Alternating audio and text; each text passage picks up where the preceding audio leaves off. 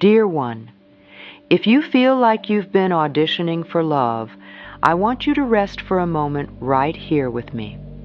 I know what it feels like to check your words after you've spoken them, to replay a conversation in your mind, to wonder if you sounded wrong, if you were too quiet, too loud, too much, not enough, and if your heart has been living on little crumbs of approval, someone's smile, someone's praise, someone's good job.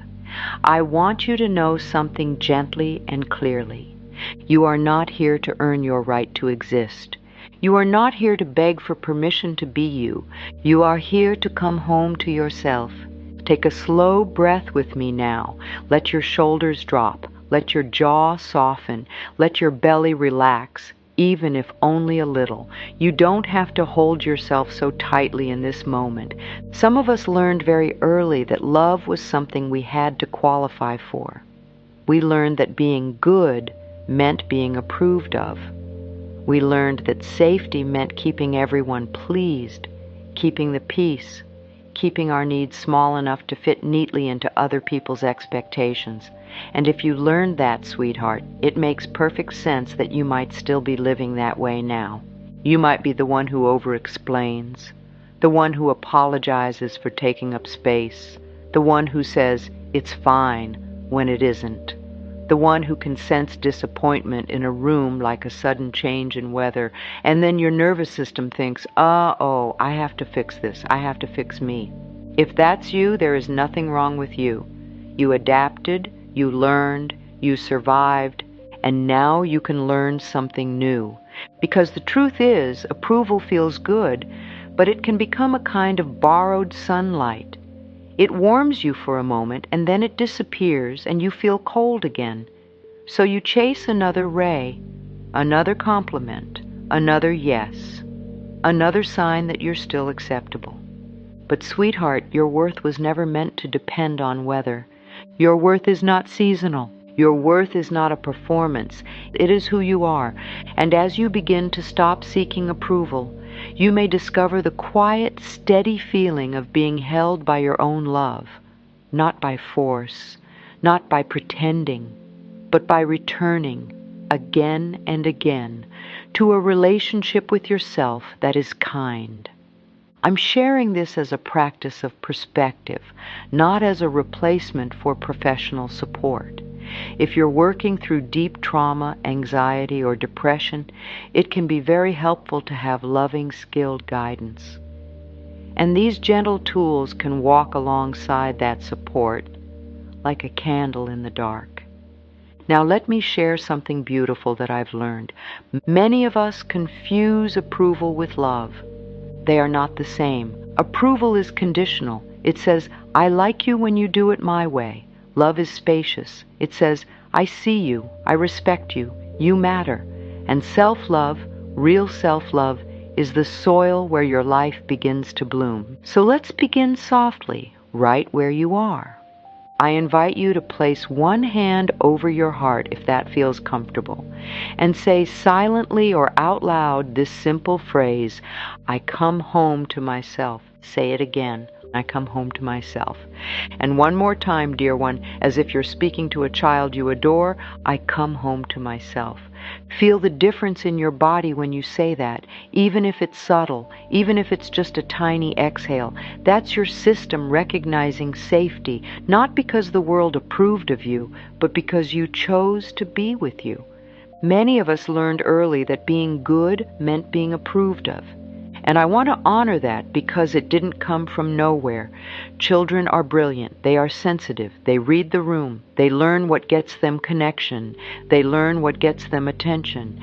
They learn what gets them less conflict. They learn what gets them love or what looks like love. Sometimes a child learns, if I'm quiet, I'm safer. Sometimes a child learns, if I achieve, I'm lovable. Sometimes a child learns, if I take care of everyone else, I won't be abandoned. And those beliefs can settle into the mind like old furniture. You don't even notice it anymore. It's just there. And then you become an adult, and you're still living in that old house. You're still arranging your life around the furniture of someone else's expectations. I've learned that we don't heal by blaming our past. We heal by meeting it with compassion. We heal by saying, "Of course I learned that, and now I'm ready for something kinder." So I want you to imagine your inner life as a home. Not a perfect home, a real home. With rooms you haven't entered in a long time. With windows that might need opening.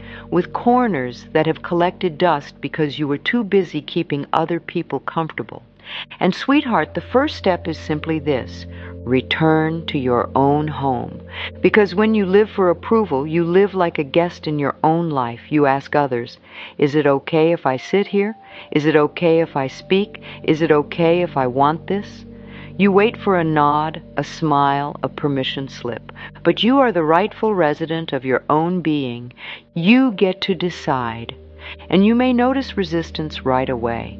The mind might say, "If I stop pleasing, I'll lose people." The mind might say, "If I love myself, I'll become selfish." The mind might say, "If I take up space, I'll be punished." Let's hold those thoughts gently. They are not villains. They are old protectors. They are like anxious guards at the door of your heart. They learned their job a long time ago. So we don't fight them. We reassure them. We say, "Thank you for trying to keep me safe, and I am safe to choose myself now." Try a practical moment today. When you feel the urge to over-explain, pause. Just pause. Before you send the text, before you add another paragraph, before you apologize for existing, take one breath and ask yourself quietly, am I speaking from my truth or from my fear? You don't have to judge the answer. Just notice it. Noticing is power. Noticing is the beginning of change. And when you notice fear, you can respond with kindness. You can say, "Sweetheart, I see you and I come home to myself." Now, seeking approval can feel like chasing sunlight with a cup that never stays full. Have you ever noticed that? One compliment comes and it feels like relief, but it fades. And then you need another and another. And you become exhausted because you're trying to drink light out of a cup that was never meant to hold it. Approval is external. It is outside of you. It is as changeable as weather. One person is pleased, another isn't. One day you're praised, the next day you're ignored. And if your worth is tied to that, your nervous system is on a roller coaster. But self-love is internal. It is a lamp you carry, even when the sky is cloudy. Now, this is not about pretending you don't care what anyone thinks. That's not the goal. We are human. We want connection. We want belonging. We want to be seen. The shift is this: you no longer abandon yourself to be accepted. You no longer sell your peace for someone else's comfort. You no longer trade your truth for applause. And yes, at first that can feel scary, because your mind may say, "Oh, but what if they disapprove?" And this is where we learn something incredibly healing. Disapproval is uncomfortable, but it is not fatal. It is not proof that you are wrong. It is not proof that you are unlovable. It is simply someone else's perspective. And you may discover over time that you can survive someone's disappointment. You can survive someone's no. You can survive someone's misunderstanding. And in surviving it, you become freer. Here's a gentle practice I've used and taught, and many people find it soothing. When you feel the sting of not being approved of, place your hand on your heart and say, "I am willing to be on my own side. I am willing to stay with myself. I am willing to love myself through this moment." Say it slowly. Let your body receive it, and then take another breath and remind yourself, "I come home to myself." The moment you notice you're shrinking, that is the moment you can choose yourself. Shrinking can look like many things. It can look like laughing at a joke that hurts you. It can look like changing your opinion mid-sentence because someone raised an eyebrow. It can look like saying yes while your stomach tightens. It can look like swallowing your needs and calling it being easygoing. And sweetheart, let's be honest, many of us were praised for shrinking. We were called good, mature, helpful, low maintenance. But there is a quiet grief in that because the real you was trying to breathe under the weight of being convenient. So I want to invite you into a kinder question. Instead of, how do I get them to like me? Try, how do I treat myself with love right now? That's the pivot. That's the turn. And it can be tiny. It doesn't have to be dramatic. Maybe you treat yourself with love by telling the truth in a simple sentence. Maybe you treat yourself with love by letting the other person be uncomfortable without rushing to rescue them. Maybe you treat yourself with love by resting instead of proving. Maybe you treat yourself with love by not volunteering for one more thing when you're already empty. And the mind may protest. The mind may say, but what if they think I'm selfish? Sweetheart, your nervous system may have learned that boundaries equal danger. But boundaries are not danger. Boundaries are clarity. Boundaries are the language of self-respect. And self-respect is one of the most loving gifts you can give the world because it teaches others how to treat you. Let me share something I discovered on my own journey. I used to believe that if I could just get everyone to approve of me, I would finally feel secure. I believed that approval would quiet the fear, but what I learned is that the fear doesn't quiet from outside. It quiets when you become your own safe place. It quiets when you stop leaving yourself, and it quiets when you return.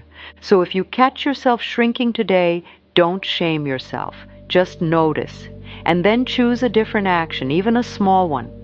Try this sentence, dear one, if you need it. I need a moment to think about that. Or this one, let me get back to you. Or this one, so simple and so powerful. No, thank you. And then breathe. Let your body learn that you can say no and still be okay. Self-love is not a performance. It's a practice of staying present with your own heart. So many people think self-love is something you achieve, like a perfect relationship status. Like one day you wake up and you never doubt yourself again. But self-love, sweetheart, is a daily practice. It is a way of meeting yourself. It's how you speak to yourself when you make a mistake. It's how you treat yourself when you're tired. It's how you hold yourself when you feel embarrassed. It's how you respond when you're not chosen, not praised, not included. Self-love says, I'm still here with you. I want you to imagine a small candle inside your chest. That candle is your worth. That candle is not lit by other people. It does not require applause to burn. It's your own light. And when you seek approval, it's as if you keep running outside with that candle, asking strangers to guard it for you. Some will, some won't. Some don't even notice. And you end up anxious because you don't know who is holding your light. But when you practice self-love, you keep your candle with you. You cup your hands around it. You protect it with gentle attention. And you may notice something. When you stop begging others to protect your light becomes steadier. And that steadiness changes the way people respond to you. Not because you are manipulating them, but because you are no longer vibrating with fear. Now here's an important truth. People who benefit from your people-pleasing may not like this change. They may prefer the old version of you. That doesn't mean your growth is wrong. It means the relationship is adjusting. And adjustment can feel uncomfortable. So let's bring compassion to that. You can love people and still choose yourself. You can be kind and still have limits. You can be generous and still be honest. You can be loving and still say, "This doesn't work for me." Try a practical self-love moment today. Look into a mirror just for a few seconds. I know that can be uncomfortable. Be gentle. Look at your own eyes and say softly, "I am learning to love you. I am willing to approve of you. I am willing to be on your side." Notice what comes up. If you feel resistance, don't force it. Just breathe. Just keep it simple. And if all you can say is, "I'm here," that's enough. I'm here. I come home to myself. Boundaries are not walls, sweetheart. They are doors you learn to open and close with love. Some people hear the word boundary and imagine coldness, distance, rejection. But a boundary, when it is healthy, is a door with a handle on your side. You decide when it opens, you decide when it closes, and you can still speak with love while you do it. For the approval seeker, boundaries can feel terrifying, because approval seeking often comes from an old fear. If I say no, I won't be loved. So we say yes to keep love close. But sweetheart, love that requires your self-abandonment is not the kind of love your soul is longing for. You deserve love that includes you. So let's practice a boundary that is both kind and clear. Here are a few ways it can sound in real life. Instead of over-explaining, you might say, "I won't be able to do that," or "That doesn't work for me," or "I understand and my answer is still no." Do you feel the strength in that? It's not harsh. It's not cruel. It's honest. And honesty is respectful. You might notice guilt. You might notice a tightness in your chest. That's okay. That's your nervous system learning something new. You can hold that feeling and still keep your boundary. Let yourself have the feeling without obeying it. This is very important, sweetheart. Feelings are information. They are not commands. So when guilt arises, you can say, "I can feel guilty and still choose myself. I can feel uncomfortable and still be honest. I can feel afraid and still be free." And then take a breath and return. I come home to myself. Now, there's another layer to this. Sometimes we seek approval because we learn to measure our value by being needed. We become the helper, the fixer, the caretaker. We anticipate everyone's needs because it gives us a place. But your place in this world is not earned by exhaustion. You are worthy even when you rest. You are lovable even when you say no. You belong even when you are not performing. Practical application. Choose one small boundary this week, just one. Something gentle, something doable. Maybe you stop answering texts immediately. Maybe you stop volunteering to solve a problem that isn't yours. Maybe you say, "I'm not available for that." And then you soothe yourself after. You don't leave yourself alone with the discomfort. You stay. You might even do something nurturing after you set a boundary. A cup of tea, a walk, a warm shower, a hand on your heart. This teaches your body, when I choose myself, I am still safe. I am still loved by me. When someone disapproves of you, it does not mean you are unsafe or unworthy. Let's talk about this because it's one of the biggest knots in the approval-seeking pattern. When someone is disappointed, the approval seeker often feels danger. Not logical danger, emotional danger. It's as if the body remembers an old time when disapproval meant withdrawal, criticism, or punishment. So the body reacts as if you must fix it immediately. And sweetheart, the body can learn something new. Here is what I want you to remember. Someone else's feelings are not your job to manage. That doesn't mean you're unkind. It means you're not responsible for controlling their inner world. You can be compassionate without being responsible. Imagine just for a moment that you are standing at your garden gate. Inside your garden are your thoughts, your values, your peace, your time, your energy. Outside the gate are other people's opinions, moods, and expectations. You can listen at the gate. You can have a conversation at the gate, but you do not have to hand them the keys. Some people will knock with kindness. Some will knock with demand. Some will knock with guilt. Your job is to decide what enters, and when disapproval arrives, you can stand at that gate and say, "I hear you." You can consider feedback if it's helpful. You can adjust if it aligns with your values. But you do not have to collapse. Here is a practical reframe that can help. When someone disapproves, ask yourself, is this about my values or their preferences?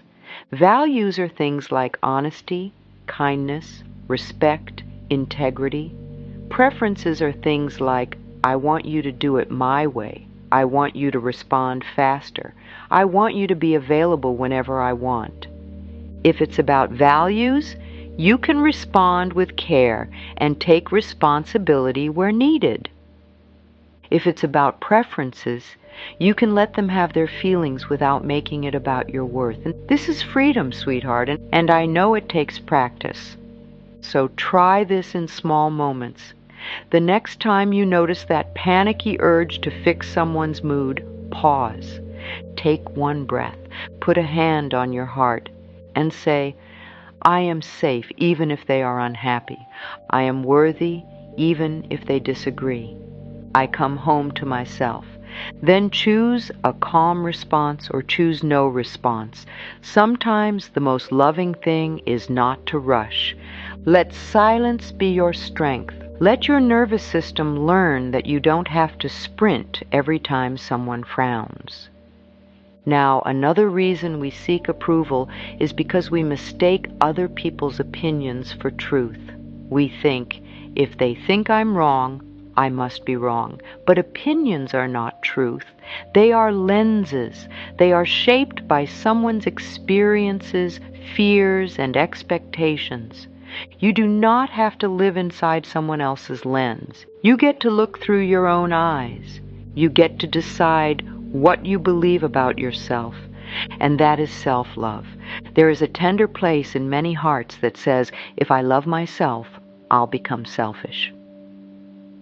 Let's dissolve that fear gently. Self-love is not selfish. Self-love is self-responsibility. Self-love is the willingness to treat yourself with the same kindness you offer others.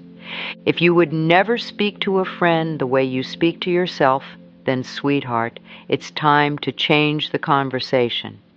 It's time to become your own compassionate friend. So I invite you to notice your inner voice, not with judgment, with curiosity. When you make a mistake, does your inner voice say, of course you messed up? When someone is upset, does your inner voice say, it's your fault? When you rest, does your inner voice say, you're lazy? That voice is not you. It's learned. And learned can be unlearned. You can begin to replace it with a voice that sounds like love. Try this phrase quietly when self-criticism appears. Sweetheart, I'm learning. That's it. Sweetheart, I'm learning. And then ask, what would love say right now? Love might say, it's okay. Love might say, try again. Love might say, you're still worthy. Love might say, you don't have to punish yourself. And then you breathe. You return. I come home to myself. Your life begins to change when you stop asking, do you like me? And start asking, do I like how I'm treating myself? This is such a powerful question. Because when your focus is on approval, your attention is outward. You're scanning, measuring, guessing. You're trying to read minds. And that is exhausting. But when your focus is on how you treat yourself, your attention returns inward. You become present. You become grounded. You become the author of your life instead of the performer of your life. Now, let me be clear, dear one. This doesn't mean you never care about feedback. Growth is beautiful. Learning is beautiful. Relationships require communication. But it means you stop using other people as your mirror. You become your own mirror. You decide what is true. And here's what you may notice as you practice this. Your choices become cleaner. Your yes becomes sincere. Your no becomes calm. Your relationships become more honest. And the people who truly love you may feel relieved because they can finally meet the real you. And if someone cannot handle the real you, that doesn't mean you are wrong. It means they are attached to a version of you that was easier to control. And sweetheart, you are not here to be controlled. You are here to be free. Freedom doesn't always feel comfortable at first. It can feel like stepping out of a tight shoe. At first, your foot is tender. You notice sensations you didn't notice before. But then, relief, space, breath. So let's make this very practical. Here are 3 daily moments to practice self-approval. First, morning. Before you look at your phone, before you check messages, before you check the world, check in with you. Place a hand on your heart and say, I approve of myself today. I choose to be kind to myself today. I come home to myself. Second, midday. When you feel yourself rushing, pleasing, overperforming, pause for 60 seconds. Breathe in slowly, breathe out gently, and ask, what do I need right now? Maybe you need water. Maybe you need a stretch. Maybe you need to stop and finish one thing instead of starting 5, and then give yourself one small kindness.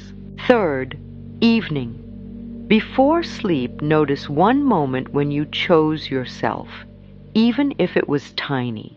Maybe you didn't apologize unnecessarily. Maybe you said, I'll get back to you. Maybe you didn't chase someone's mood. And then say, I am proud of me. I am learning to love me. I am safe with me. Many people find that these small practices, repeated over time, begin to build trust inside, not perfection, trust. And trust is what the approval seeker is really longing for, the ability to trust that you will not abandon yourself. Now let's speak about relationships, because this is where approval seeking shows up so strongly. Sometimes we seek approval because we're afraid of being alone. We think, if I'm not agreeable, I'll lose love. So we tolerate things that hurt. We accept crumbs. We stay quiet to keep someone close.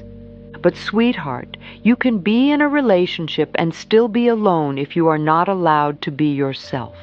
And you can be alone and still be deeply held by life if you are aligned with your own heart. So self-love asks, where am I betraying myself to be chosen? That's a tender question. And you don't need to answer it all at once. You can explore it with compassion. Maybe you betray yourself by pretending you don't care. Maybe you betray yourself by laughing things off. Maybe you betray yourself by saying yes when you want no. And then softly you begin to choose differently. You begin to say, this matters to me. You begin to say, that doesn't feel good to me. You begin to say, I need respect. You begin to say, I need rest. And if that feels frightening, start small. Start in low-risk situations. Practice boundaries with people who are safer. Practice honesty in gentle ways, because your nervous system learns by experience. And each time you choose yourself and you survive it, your body begins to believe you. Now, sometimes people think self-love is about pushing yourself, but often self-love is about softening. It's about letting yourself be human. Have you ever noticed how harsh we can be with ourselves? We tell ourselves to be stronger, better, faster, calmer, more confident right now. But sweetheart, growth is like a garden.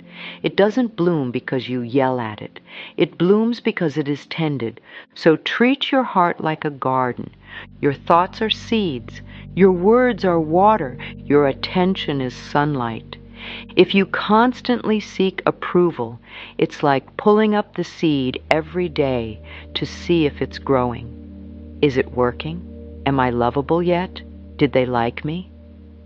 But when you practice self-love, you leave the seed in the soil. You trust the process. You water it with kindness. You give it time. You may discover that your life begins to respond to you differently, not instantly, not magically, but naturally, as you change the way you treat yourself. You may notice you attract relationships that feel more respectful. You may notice you feel less anxious in conversations. You may notice you take up space with less apology. These are real shifts, and they are built gently, one choice at a time. Now let's do a short practice together, right now, as if we are sitting in the same room. Take a breath in and breathe out. Let your face soften. And I invite you to imagine that you are standing at the doorway of your inner home. You've been away for a long time, dear one. You've been out in the world trying to earn welcome, and now you are turning the key. You open the door.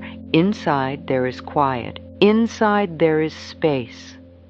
Inside there is you. And you step in. You don't rush. You don't criticize the dust. You don't shame yourself for being gone.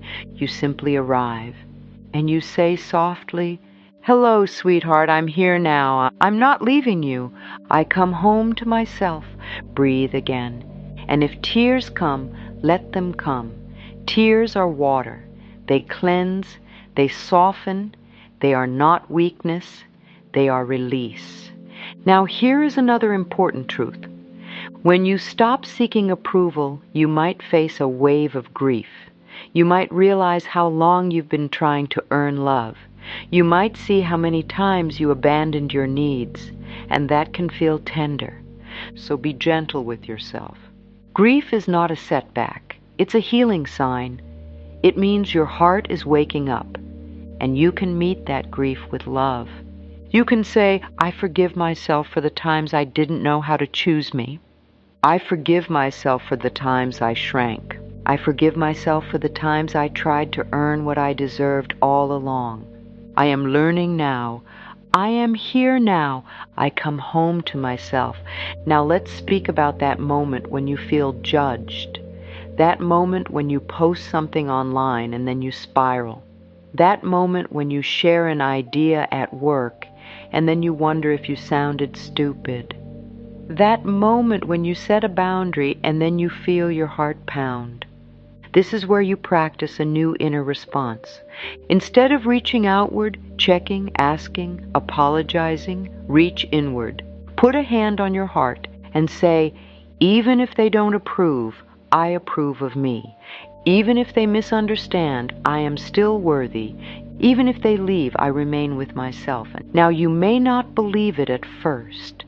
That's okay. Affirmations are not about forcing belief. They are about planting new seeds. They are about offering your mind a new pathway. And over time, as you repeat them gently, as you back them up with small actions, your inner world begins to shift. Let's add a set of affirmations you can return to throughout your week. I'll say them, and you can repeat them softly if you like. I am enough as I am. I allow myself to be seen. I choose to be on my side. I trust my inner knowing. I come home to myself.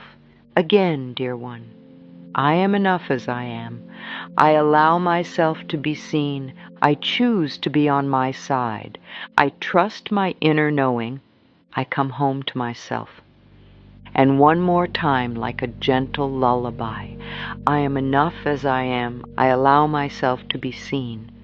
I choose to be on my side. I trust my inner knowing. I come home to myself. Now, you might wonder, but what if I lose people? Let's be honest. When you change, some relationships change. Some people may drift, some may resist, some may adjust, and some will deepen because they can finally meet you more honestly. And this is part of growth, and it's not a punishment, it's alignment. When you stop seeking approval, you stop bending your life into shapes that hurt you. And when you stop bending, you learn who loves you straight. That's a tender truth, sweetheart, and you don't have to rush it. You can let it unfold gently. You can trust that you are being guided toward relationships that honor your truth. And if you feel lonely in the process, you can hold yourself with compassion. You can say, this is a season of becoming. Seasons change. They always do. The winter doesn't last forever. The garden blooms again. Now, let's talk about the body for a moment. The approval-seeking pattern often lives in the body.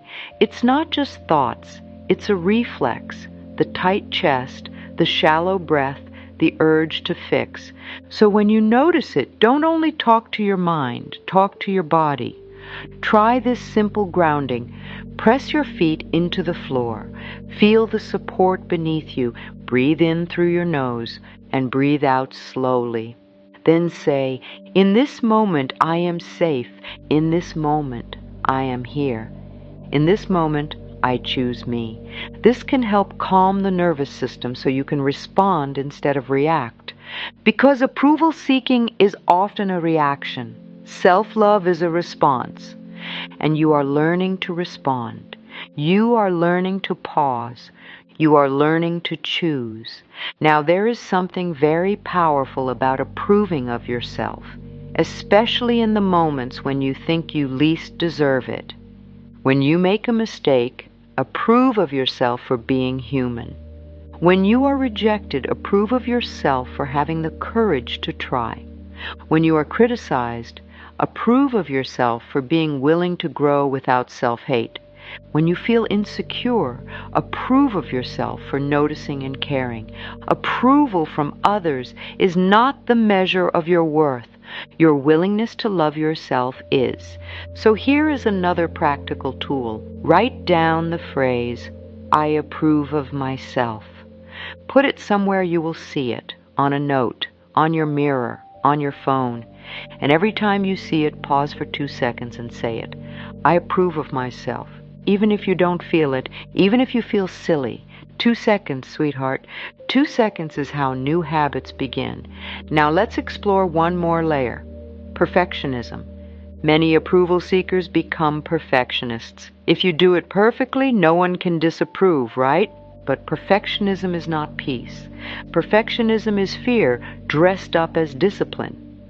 And it keeps you trapped. So what if, instead of trying to be perfect, you practiced being real? What if you allowed yourself to be a little messy? What if you allowed yourself to learn in public? What if you allowed yourself to be imperfect and still lovable? That is freedom. And freedom is deeply healing. So today, try a small imperfection on purpose. Nothing dangerous, nothing harmful, just something that loosens the grip. Maybe you leave a message short instead of over-polished. Maybe you say, I don't know, without apologizing. Maybe you share an idea that isn't fully formed, and then you notice the world didn't end. You're still here, you're still worthy, and you come home to yourself. Now, sweetheart, I want to speak directly to the part of you that is tired. Tired of trying, tired of pleasing, tired of scanning for approval, tired of being the one who makes everything okay. And I want you to hear this clearly. You do not have to earn rest. You are allowed to rest. You are allowed to say no. You are allowed to change your mind. You are allowed to have needs. You are allowed to take up space. And you are allowed to love yourself. Not someday, not after you fix everything. Now. Love is not a prize for good behavior. Love is your natural state, and you can return to it. One breath at a time, one choice at a time, one kind word at a time. Now let's begin to integrate this into a new way of living. When you wake up and your mind starts scanning, what do I need to do to be like today? Pause and ask, what do I want to feel today? Maybe you want to feel calm, maybe you want to feel clear, maybe you want to feel grounded. Then ask, what choice supports that feeling? This is self-love in action. Maybe it's saying no to something draining. Maybe it's saying yes to something nourishing. Maybe it's taking a break. Maybe it's speaking up. And each time you choose the choice that supports your well-being, you build self-trust. And self-trust is the opposite of approval-seeking, because when you trust yourself, you no longer need strangers to hold your worth. You hold it gently, steadily, like a candle. Now, dear one, let's do a final practice together, a closing that you can carry into your day. Take a breath in and breathe out. Let your shoulders soften and imagine once more the inner home. You walk through your own rooms with kindness, and you open a window and you let fresh air in, you let light in. You place your hand on your heart and you say, I am willing to love you. I am willing to approve of you. I am willing to be faithful to you. I am willing to choose you. I come home to myself. Again, sweetheart, I am willing to love you.